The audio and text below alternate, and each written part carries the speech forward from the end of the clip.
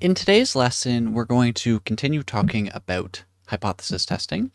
And instead of looking at some specific versions of hypothesis tests, which we've been doing, we're going to talk a little bit more about hypothesis testing conceptually and see some of the other considerations that we want to make when we're thinking about hypothesis tests.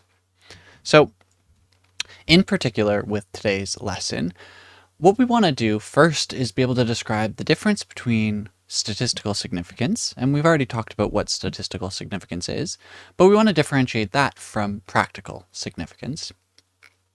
We also want to touch on the equivalence between hypothesis testing and confidence intervals.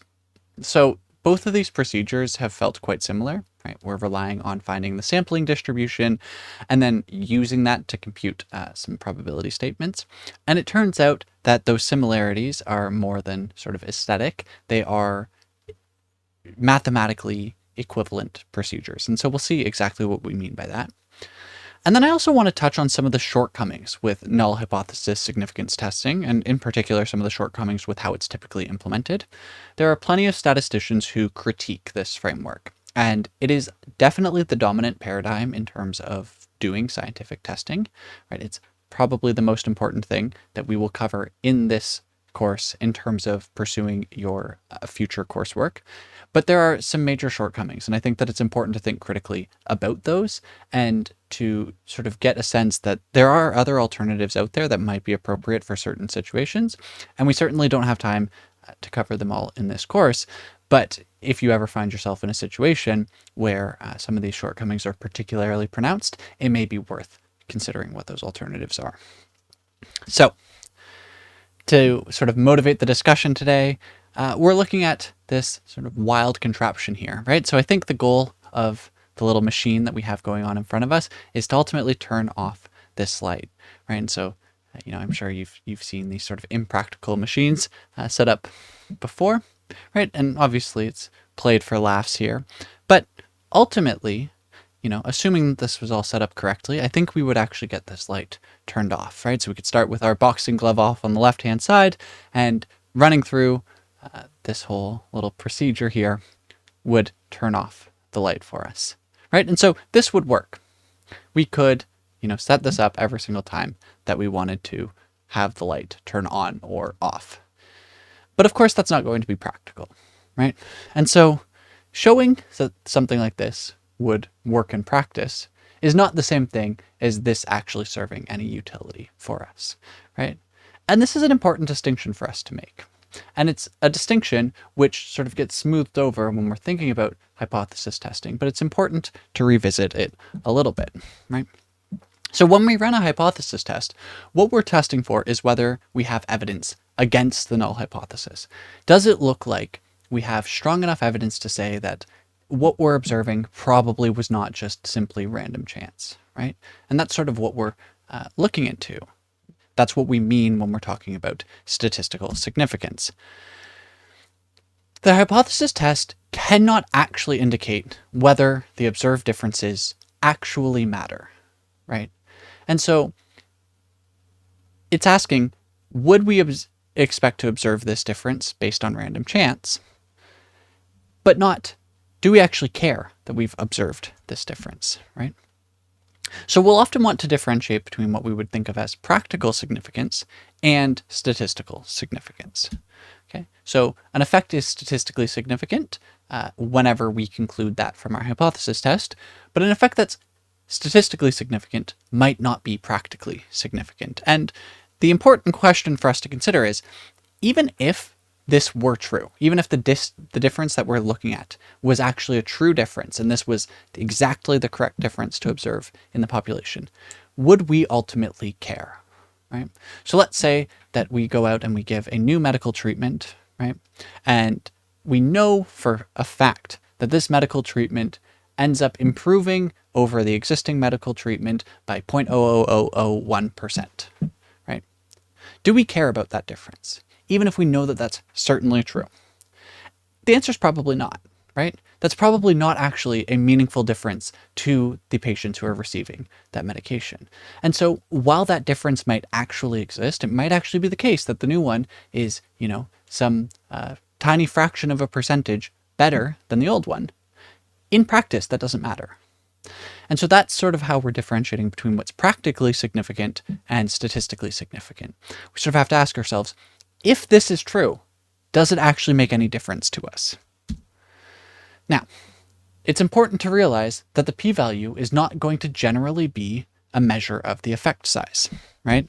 So if we have a large sample, even if we have very small true differences, then we'll often have a very small p-value.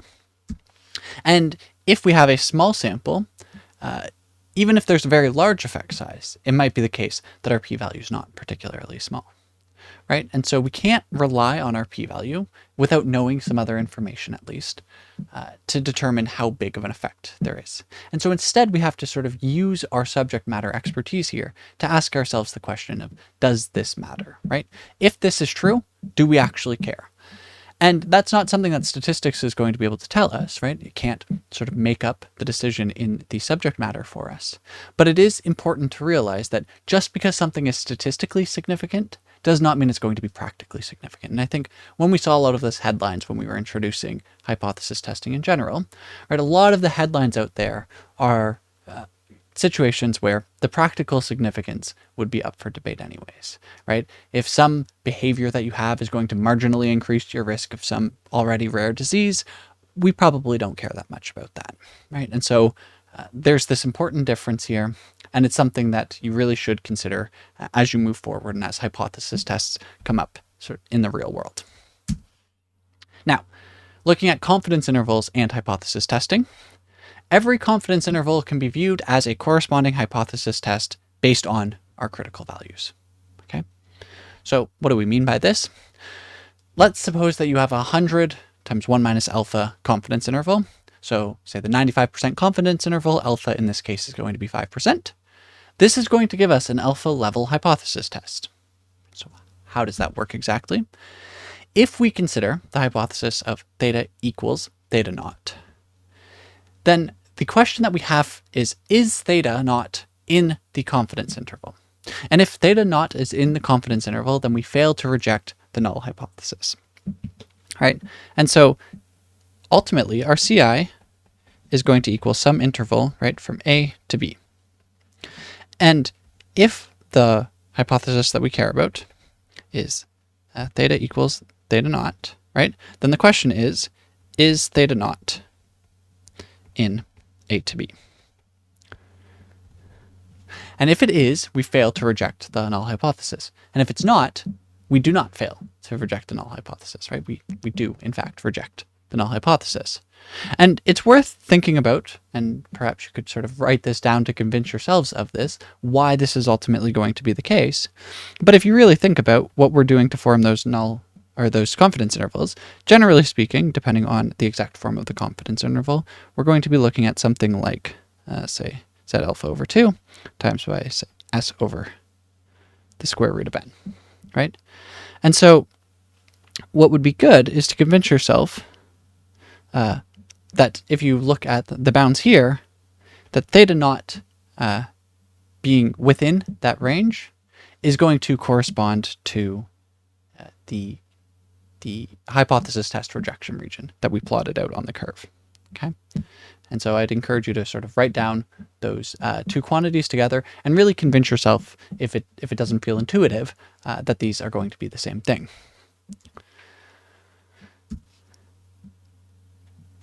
The important underlying fact is that the mathematics is going to be equivalent between these two procedures. It's two ways of representing the same idea. And again, importantly, a confidence interval does not give you the p-value. It gives you the based on our critical values, right? And so it does not give you the specific probability that you would reject the null at, but it does say, based on alpha level confidence, would we reject the null hypothesis or not? This is most commonly going to be used testing a value against 0. And then if one of your intervals is in the negative and the other end of your interval is in the positive, then you fail to reject the null hypothesis. Okay, and so those equivalencies allow you to make test conclusions from a confidence interval.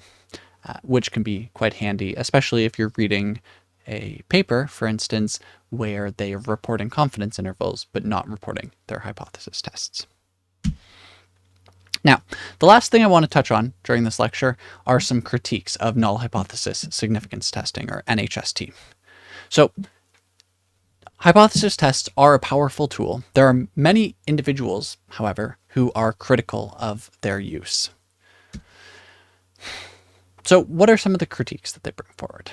The first, and this is sort of a subtle point, but an important point, is that in the real world, there's almost never going to be a case where effects are exactly equal to 0. So generally the hypotheses that we're going to test are going to be theta equals 0. There is no effect of the treatment, of the process change, of, whatever intervention we're looking at. And in the real world, there's almost nothing that's going to have literally 0 effect. Almost everything is going to have some positive effect or some negative effect. And so the question is not really, does the effect exist, right? Almost always, if you've changed your manufacturing process, it's going to be different, right? There's going to be some difference. The question is going to be, how big is that effect? And do we care about the existence of that effect, right?